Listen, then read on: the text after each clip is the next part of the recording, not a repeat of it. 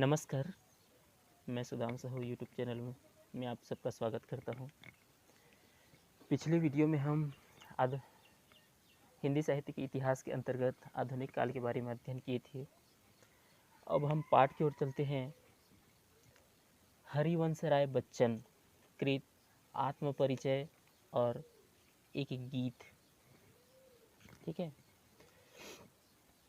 तो हरिवंश राय बच्चन की जीवनी के बारे में सबसे पहले अध्ययन करेंगे। हरिवंश राय बच्चन, हरिवंश राय बच्चन। हरिवंश राय बच्चन की जीवनी के अंतर्गत उनकी रचनाएं, उनको प्रमुख सम्मान, उनकी भाषा, ये सभी के बारे में अध्ययन करेंगे। तो सबसे पहले हरिवंश राय बच्चन का जन्म। हरिवंश राय बच्चन का जन्म 27 नवंबर सन 1907 में 27 नवंबर सन 1907 में प्रयागराज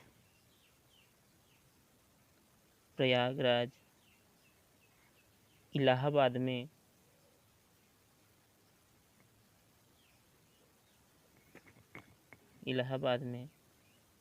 हुआ था। ठीक है, 27 नवंबर सन 1907 में प्रयागराज इलाहाबाद में उनका जन्म हुआ था। और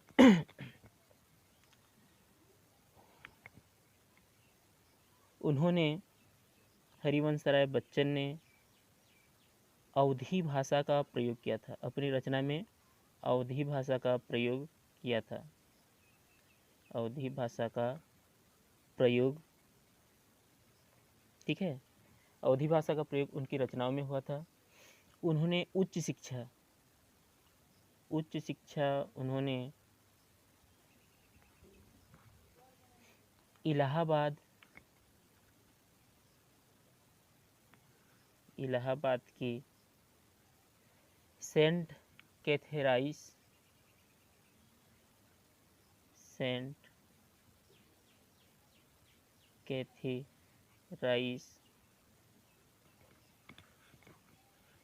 कॉलेज में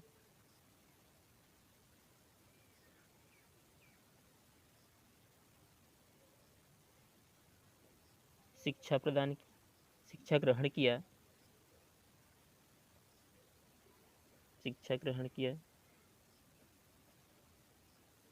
ठीक है, अवधी भाषा का प्रयोग किया था उन्होंने। उच्च शिक्षा इलाहाबाद के सेंट कैथेराइस कॉलेज में शिक्षा ग्रहण किया।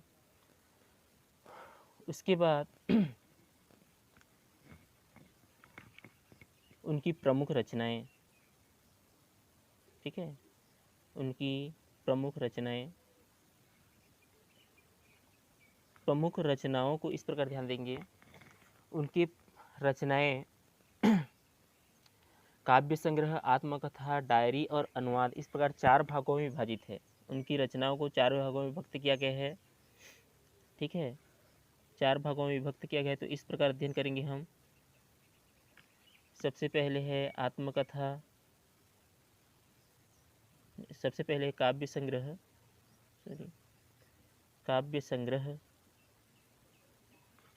दूसरा है आत्मकथा, तीसरा है डायरी और चौथा है अनुवाद। तो इस प्रकार के क्वेश्चन आपको पूछे जा सकते हैं। इनकी कुछ रचनाएं दिए रहेंगे, ये आत्मकथा के हैं या अनुवाद के हैं। इनकी आत्मकथा रूपी 2 रचनाएं लिखी है या डायरी रूपी इनकी कौन सी रचना है, काव्य संग्रह रूपी 2 रचनाओं के नाम लिखे, इस प्रकार पूछा जा सकता है। ठीक है, तो अलग अलग करके इनकी रचनाओं को आपको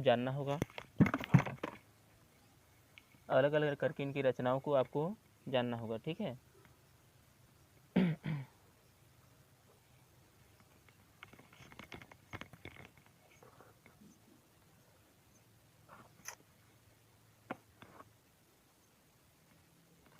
तो सबसे पहले आत्मकथा के अंतर्गत इनका एक वो है ममनी ए आर, इसका ट्रिक सरल ट्रिक है काव्य संग्रह। काव्य संग्रह के अंतर्गत बहुत ही सरल ट्रिक है ममनी ए आर मिसान। ठीक है, ये ट्रिक के माध्यम से आपको आसानी से तैयारी कर सकते हैं। ममनी ए आर मिसान, ममनी ए आ मिसान, ममनी ए आ मिसान। ठीक है, मिसान 2। आत्मकथा का ट्रिक है क्या निबद्ध, क्या निबद्ध। उसके बाद डायरी के अंतर्गत है प्रवासी की डायरी, प्रवासी की डायरी। और अनुवाद का ट्रिक है हेजमे, हेजमे। ठीक है, तो काव्य संग्रह के अंतर्गत सबसे पहले ममनी ए आर मिसान, म से है देखो काव्य संग्रह। सबसे पहले यहाँ फिर स्टार्ट करते हैं काव्य संग्रह, काव्य संग्रह। ठीक है, तो काव्य संग्रह के अंतर्गत इसका ट्रिक है ममनी ए आर मिसान, ममनी ए आ मिसान 2, ममनी ए आ मिसान 2। ठीक है, पहले थोड़ा आपको कठिन लगेगा, लेकिन कोई भी रचना आपको पूछा जा सकता है। ठीक है, तो ये काव्य संग्रह किया आपको दिक्कत होगा, इसीलिए एक लाइन में इसके सरल ट्रिक के माध्यम से आप आसानी से तैयारी कर सकते हैं। ममनी या मिसान 2। ठीक है, काव्य संग्रह की तैयारी हो जाएगी। तो म से है, सबसे पहले है मधुशाला। म से है काव्य संग्रह के अंतर्गत पहला है मधुशाला, मधुशाला। मधुशाला की रचना हुआ था 1935 में। ये सबसे पहले उनकी रचना है मधुशाला, 1935 में इनकी रचना हुआ था। उसके बाद दूसरा म है मधुबाला, मधुबाला 1938 में इसकी रचना हुआ था, 1938 में। ठीक है, उसके बाद मधु कलश, ममनी, है ना। उसके बाद है तीसरा है निशा निमंत्रण, तीसरा है ये नी से निशा निमंत्रण, निशा निमंत्रण, निशा निमंत्रण चौथा है हमारा। इस प्रकार इसके बाद करने की आवश्यकता नहीं है ना। मधुशाला 1935, मधुबाला 1938। उसके बाद से निशा निमंत्रण। ए से है एकांत संगीत, एकांत संगीत। पांचवा है हमारा आ से है आकुल अंतर, आकुल अंतर। छठवां है मिलन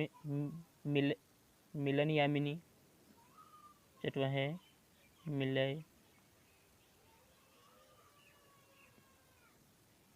मिलन यामिनी। सातवां है स से है सतरंगिणी। और आठवां है आरती और अंगारी, आरती और अंगारी।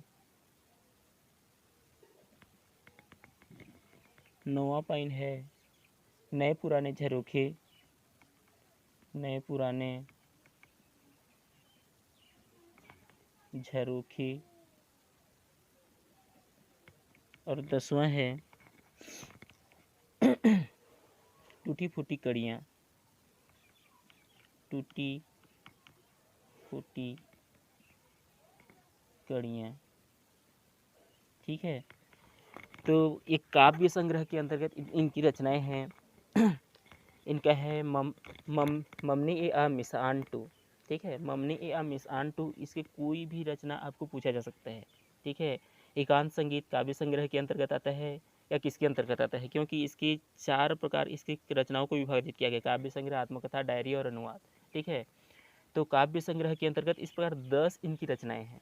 ठीक है, 10 रचनाओं को काव्य संग्रह, देखो एकांत संगीत काव्य संग्रह के अंतर्गत आता है या आत्मकथा के अंतर्गत आता है ना, किसके अंतर्गत आता है पूछा जा सकता है। तो म से है मधुशाला, दूसरा म से है हमारा मधुबाला, तीसरा नि से है निशा निमंत्रण, ए से है एकांत संगीत, आ से है आकुल अंतर, मी से है मिलन यामिनी, स से है सतरंगिणी, आ से है आरती और अंगारे, न से है नए पुराने झरोखे, और टू से है टूटी फूटी कड़ियाँ। तो इस प्रकार ममनी ए आ मिसान टू, ममनी ए आ मिसान टू के माध्यम से हम काव्य संग्रह रूपी रचना को तैयारी कर सकते हैं। इसके बाद दूसरा हमारा है आत्मकथा। ठीक है, आत्मकथा का ट्रिक है क्या निबद्ध, बहुत ही सरल ट्रिक है क्या निबद्ध, एक शब्द एक लाइन में आप इसी आत्मकथा को याद कर सकते हैं। ठीक है, ममनी ए मिसान तो काव्य संग्रह के अंतर्गत आता है, दूसरा है आत्मकथा, आत्मकथा को क्या निबद्ध। ठीक है, क्या निबद्ध, क्या निबद्ध के माध्यम से आप इसकी आत्मकथा को तैयारी कर सकते हैं। तो दूसरा हमारी आत्मकथा रूपी रचना। ठीक है, दूसरा हमारा है आत्मकथा रूपी रचना। आत्मकथा रूपी रचना का ट्रिक है क्या निबद्ध, फिर लिख देता हूँ यहाँ क्या निबद्ध। तो आत्मकथा रूपी रचना क्या निबद्ध ये 4 खंडों में विभाजित है। ठीक है, क्या निबद्ध जो है चार खंडों में विभाजित है। सबसे पहले हम क्या भूलूं क्या याद करूं, पहले आत्मकथा है इनकी क्या भूलूं क्या याद करूं, क्या याद करूं। दूसरा है इनकी आत्मकथा रूपी रचना नी से है नीड़ का निर्माण, फिर